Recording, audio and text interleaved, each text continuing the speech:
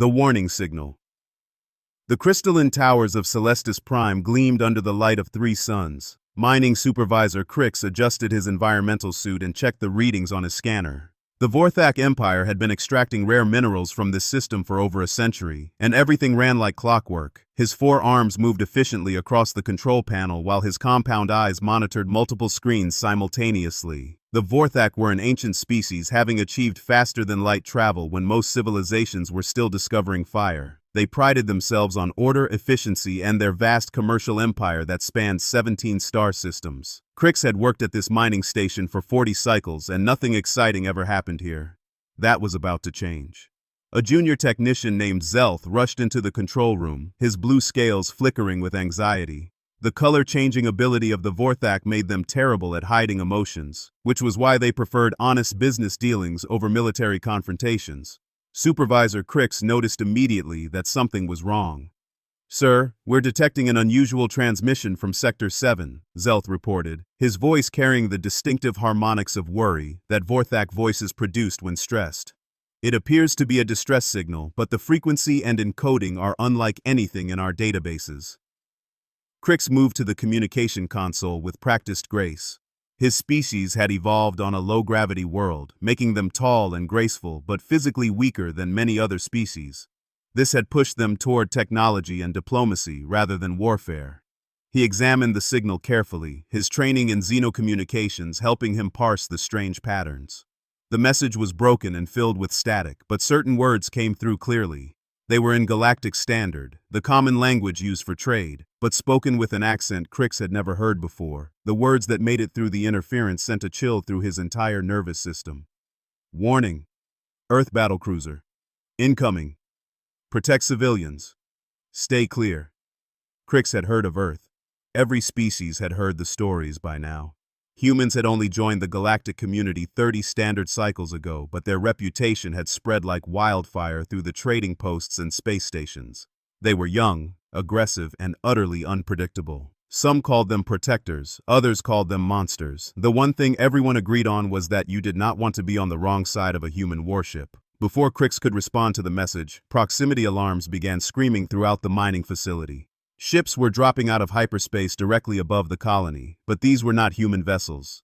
The angular black ships bristling with weapons were immediately recognizable as Skyran raiders. The Skyran were the plague of the outer systems. They were a species that had chosen piracy and slavery over legitimate commerce. Their ships were fast, well-armed, and crewed by beings who enjoyed causing pain. They targeted mining colonies, trading posts, and refugee ships, taking whatever they wanted and selling survivors into slavery. Crix watched in horror as 12 Scaran ships surrounded the mining colony. His facility had basic defensive shields, but they were designed to protect against meteor impacts, not military-grade weapons. The Vorthak Empire maintained a fleet, but the nearest warship was 3 days away at maximum speed. By the time help arrived, everyone in the colony would be dead or enslaved. The lead Scaran ship broadcast a message on all frequencies. The voice was harsh and grating, like metal scraping against stone. Commander Vrax of the Scaran appeared on the main screen. His species resembled giant insects that had evolved intelligence but never developed empathy. Their exoskeletons were black and chitinous, with multiple limbs ending in sharp claws. Most disturbing were their multifaceted eyes that reflected light like broken mirrors. "Attention, Vorthak Colony," Commander Vrax announced with obvious pleasure. "You are now property of the Scaran Collective. Surrender immediately and some of you may survive as slaves. Resist, and we will take our time showing you why resistance is futile." Crix knew the statistics. Colonies that surrendered to the Scaran had a 30% survival rate. Those that resisted were completely destroyed, with the defenders tortured as an example to others. Either way, the 1,000 civilians in his colony, including 300 younglings in the education center, faced a terrible fate. The mining colony's defensive coordinator, an elderly Vorthak named Preth, turned to Crix with resignation in his color-shifting skin. "Sir, what are your orders? Do we surrender or try to evacuate?" Before Crix could answer, space itself seemed to tear apart near the colony. It was not the smooth transition of a ship dropping from hyperspace. This was violent, aggressive, like reality itself was being punched. A massive vessel materialized from the distortion, and Crix understood immediately why the warning message had been sent. The ship was enormous, easily 3 times the size of the largest Scaran vessel.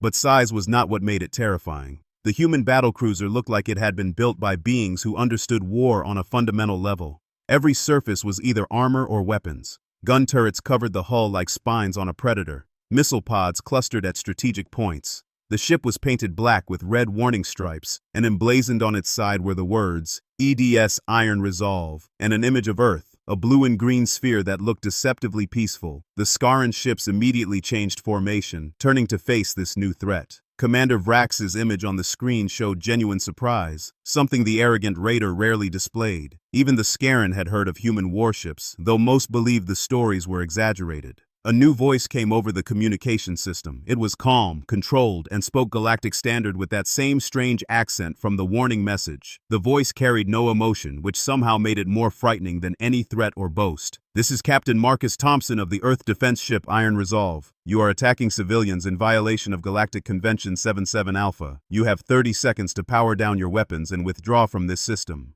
Commander Vrax recovered from his surprise and laughed, a sound like breaking glass. "Human. You are one ship against 12. The Scaran Collective does not fear your species' primitive technology. These colonists are our rightful prey." 20 seconds, Captain Thompson continued as if Vrax had not spoken. Crix watched his tactical display with growing amazement. The human ship was not moving into any recognized combat formation. It was not trying to gain optimal firing position or protect its vulnerable areas. It simply sat there in space, waiting, like a predator completely confident in its ability to kill. "You dare threaten the Scaran Collective?" Vrax screeched. "We have been raiding for 3 centuries. We have destroyed hundreds of ships. Your pathetic species has barely learned to leave your own system." 10 seconds, came the steady countdown. On the mining colony's sensors, Crix detected something unusual.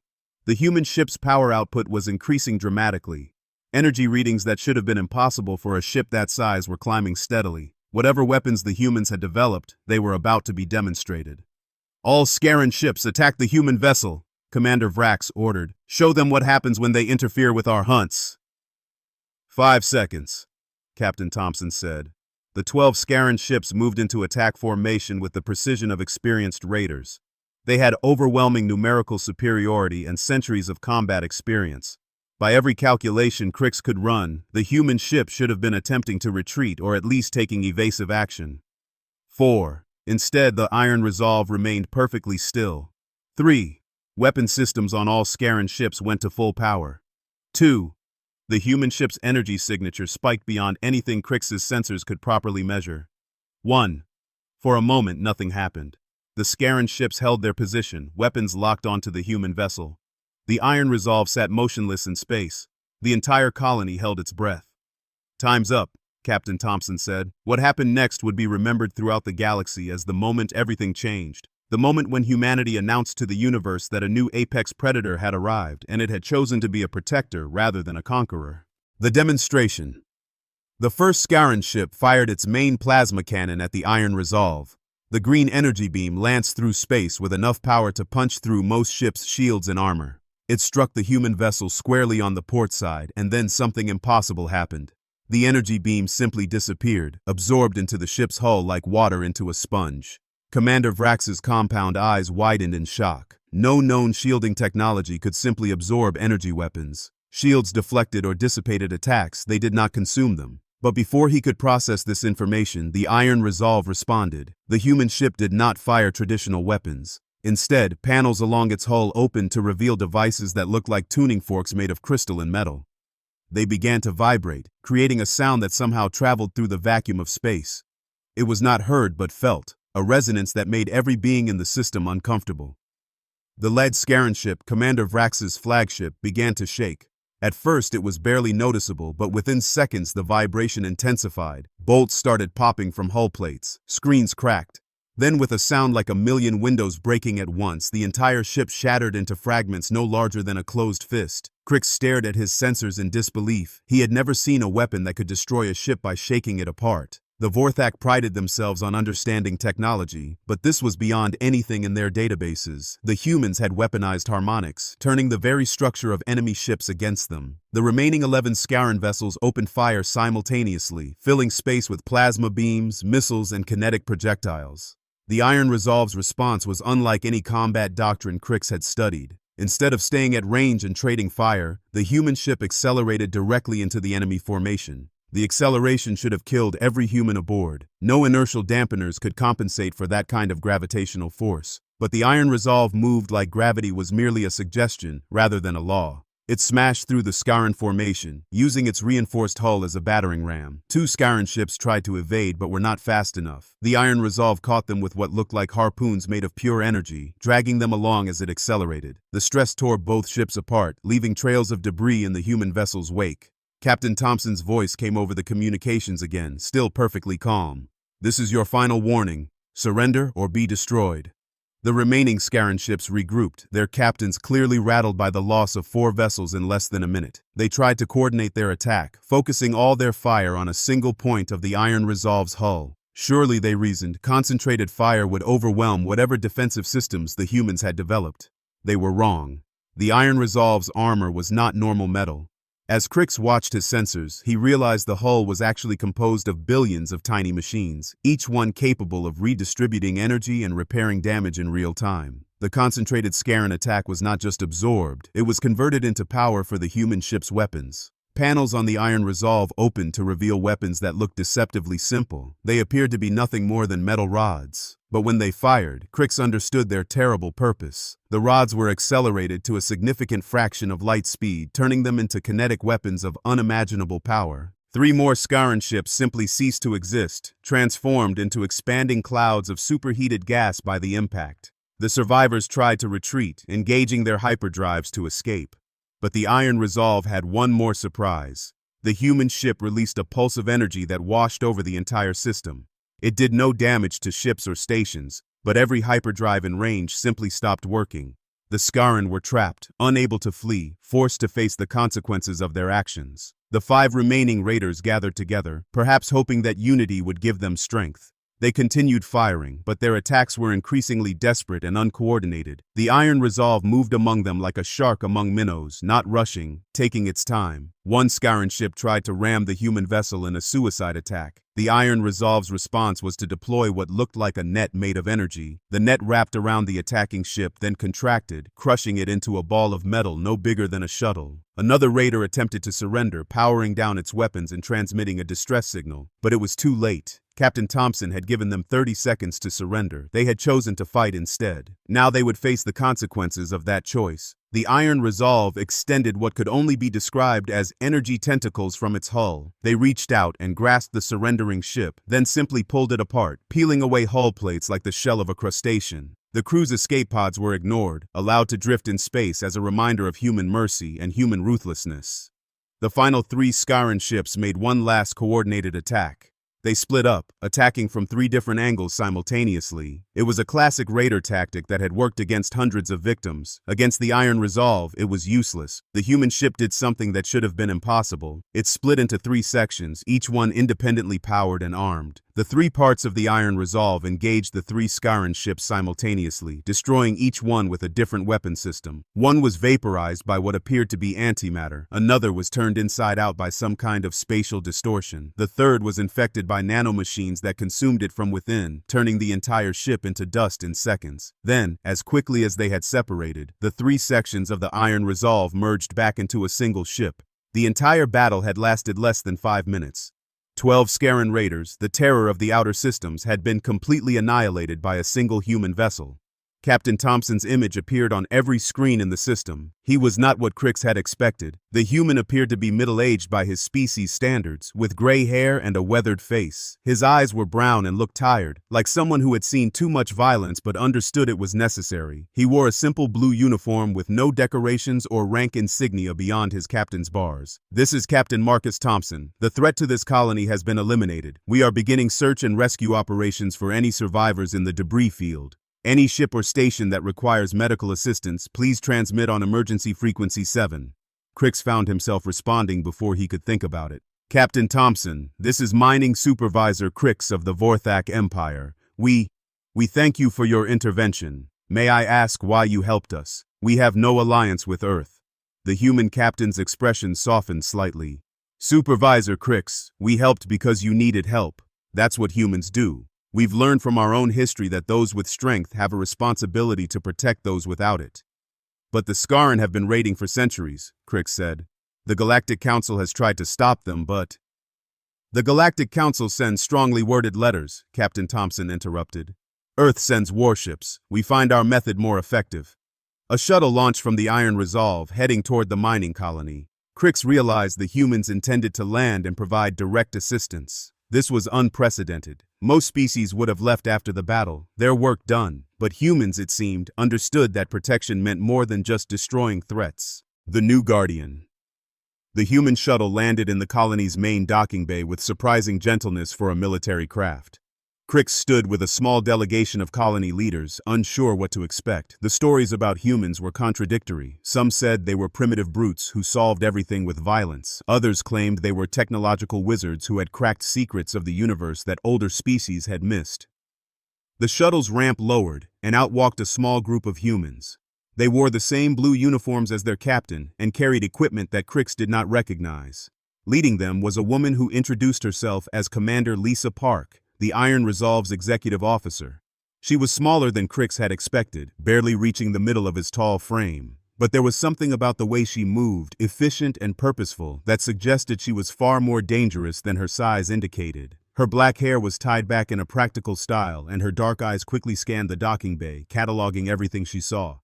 "Supervisor Crix," she said, offering what humans called a handshake. Crix carefully took her hand with one of his forearms, surprised by the strength in her grip. "I'm here to coordinate relief efforts. Our medical team is ready to treat any injured, and our engineers can help repair any damage to your systems. Commander Park, we are grateful, but I must ask, why are you doing this? What does Earth want in return?" The human woman smiled, an expression that Crix was learning indicated friendly intentions rather than aggression. "We want you to be safe. We want your children to grow up without fear of raiders. We want the galaxy to understand that attacking civilians has consequences." Over the next several hours, Crix watched the humans work. Their medical team treated injured colonists with technology that seemed almost magical. Wounds healed in minutes. Diseases that Vorthak medicine struggled with were cured with simple injections. Their engineers repaired systems that had been damaged by the Scarran's initial attack and even improved them beyond their original specifications. But what impressed Crix most was how the humans interacted with the colonists. They were gentle with the younglings, patient with the elderly, and respectful of Vorthak customs they could not have known before arriving. When they learned that Vorthak showed respect by harmonizing their voices in greeting, every human attempted it, even though their vocal cords were not designed for such sounds. 3 days later, the Galactic Council called an emergency session. The destruction of an entire Scarran fleet by a single human ship had sent shockwaves through every civilized system. Representatives from 200 species gathered at the Great Station in the neutral zone, all wanting to understand what this meant for the balance of power in the galaxy. Crix had been called to testify as a witness. He stood in the center of the Great Assembly, his testimony being broadcast to trillions of beings across known space. The questions came fast and suspicious. The humans used weapons of terrible power, accused the representative from the Altarian Confederation. "How do we know they won't turn these weapons on peaceful species?" Before Crix could respond, a new voice echoed through the chamber. Captain Thompson had arrived, along with someone who could only be Earth's ambassador to the Galactic Council. The ambassador was an elderly human woman named Zhang Wei, whose white hair and lined face spoke of decades of experience. "Honored representatives," Ambassador Zhang said, her voice carrying despite her age. "Earth understands your concerns. We are a young species with powerful weapons. This combination frightens you, as it should, but we come before you not as conquerors, but as guardians." The Scarran representative, one of the few legitimate government officials from their species, stood up. "You destroyed 12 ships without mercy. You gave them no chance to surrender after the battle began." Captain Thompson stepped forward. "We gave them 30 seconds to withdraw before the battle. They chose violence. In human history, we learned that some enemies see mercy as weakness. The Scarran have raided for 3 centuries because they faced no real consequences. Now they have. "And what gives humans the right to decide these consequences?" demanded the Andromedan representative, their crystalline form pulsing with indignation. Ambassador Zhang smiled sadly. "The same right that allows the strong to prey on the weak throughout the galaxy. The difference is that we choose to prey on the predators. We have become what your council could not, a deterrent to those who would harm the innocent."